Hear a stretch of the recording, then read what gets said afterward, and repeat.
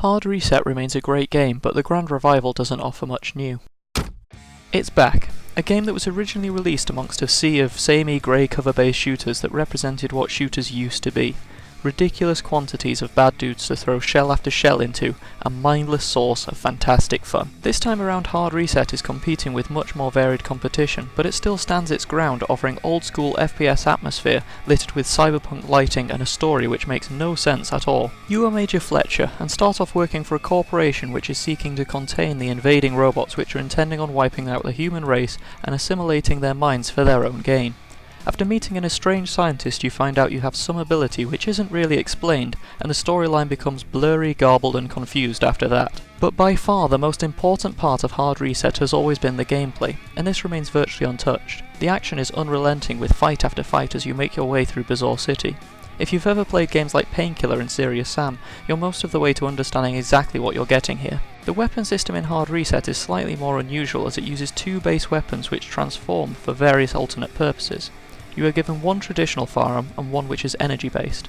The first gives you mostly recognisable gear such as shotguns, grenade and rocket launchers, but more exotic gear such as the railgun and electric mortar and smart gun come from the energy side. The two base weapons use different ammo, and you'll often find yourself needing to swap between the two to try and balance out your ammo usage and keep yourself blasting your way through epic battles which often last for several waves as various robots burst through walls. But this isn't the only way you can fight the various murderous robots heading straight for you, as the arenas are often littered with so many different types of environmental kills which explode and electrocute most things once they're hit, and from time to time you'll curse them as well as they happen to detonate right behind you, ruining a battle which you thought was going surprisingly well. One of the few additions in the Redux version is a katana stolen straight from Shadow Warrior, except it's missing a few of the special abilities which made using the katana viable and fun to use.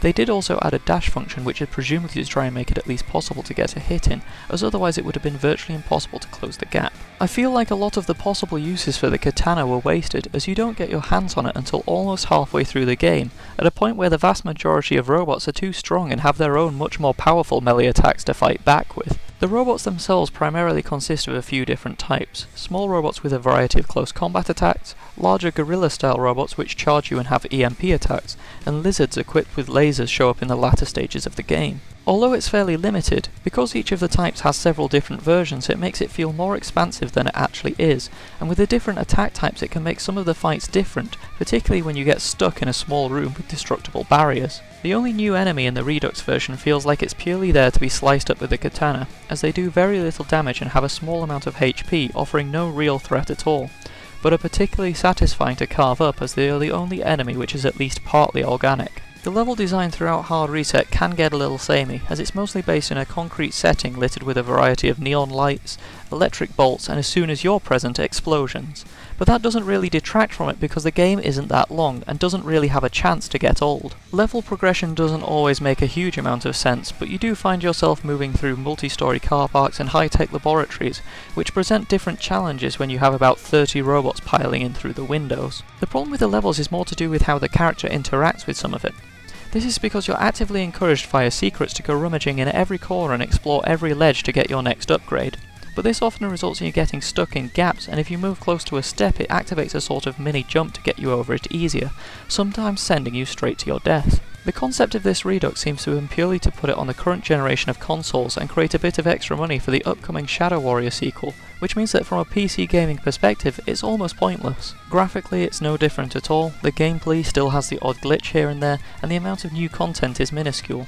The low price of the upgrade for current owners barely makes it worth its while, as it offers little more than some minor DLC. Don't get me wrong, if you've never played Hard Reset there is no reason to disregard the Redux version, but for anyone that already owns it, this isn't a new experience and it doesn't do enough to warrant another playthrough. So my conclusion is this: if you've played it before you can give this a miss, if you haven't you should, and now is a good opportunity to experience a great example of old school first person shooter action. Funnily enough, this also includes the expanded campaign which was added to the original a little after release, totally for free, and contained more new stuff by a long shot than this Redux edition.